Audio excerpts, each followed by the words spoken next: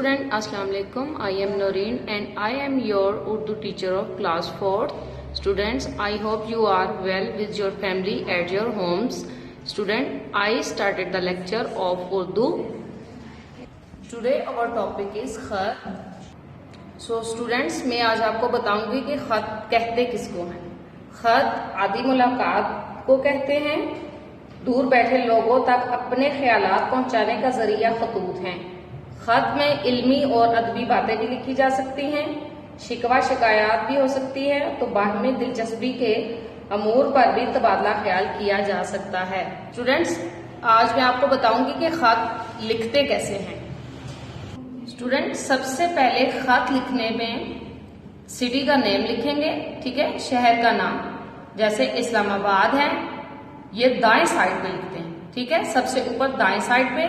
उसके नीचे फिर डेट लिखेंगे. वो डेट जिस डेट को खत लिखा जा रहा होगा. ठीक है, सबसे ऊपर लिखेंगे सिटी का नेम और उसके नीचे फिर डेट लिखेंगे. फिर स्टूडेंट्स, हम लोग जिसको खत लिख रहे होंगे उसको उसकी उम्र के लिहाज से अलकाब लिखेंगे. ठीक है, जैसे ये है मेरे प्यारे मामू जान, आगे फजाइया लाजमी लगाना है. ठीक है, ये जो है इसको क्या बोलते हैं, फजाइया. ये आप लोगों ने लाजमी लगाना है. ठीक है, ये लिखने के बाद फिर आपने वो टॉपिक लिखना है जिसमें आप फॉर एग्जाम्पल खत में किसी को इनवाइट कर रहे हैं अपने घर, सालगिरह के मौका पर, शादी के मौका पर, या उससे कोई भी बात शेयर कर रहे हैं तो वो आप लोग लिखेंगे. ठीक है स्टूडेंट्स, ये सब कुछ लिखने के बाद फिर लास्ट में बाएं जानिब पर वस्सलाम लिखेंगे. वस्सलाम लिखने के बाद जैसे ये मामू जान को लिखा जा रहा है तो देखेंगे, अगर लड़का लिख रहा है तो आपका भांजा, अगर लड़की लिख रही है तो आपकी भांजी. अब मैं आप लोगों को आज का जो खत का टॉपिक है वो बताऊंगी और खत को रीड करके बताऊंगी.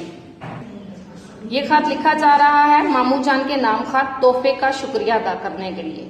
ठीक है, जैसे इस्लामाबाद, फिर नीचे डेट लिखी, फिर नीचे लिखा मेरे प्यारे मामू जान, अस्सलाम वालेकुम, अभी भी आपका खत मिला, उसके साथ एक पार्सल भी मिला है.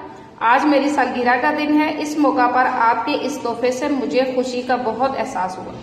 मेरे लिए ये बड़ी खुशी और फख्र की बात है कि आपको मेरी सालगिरह याद रहती है और ऐन सालगिरह के दिन आपका तोहफा मिल जाता है.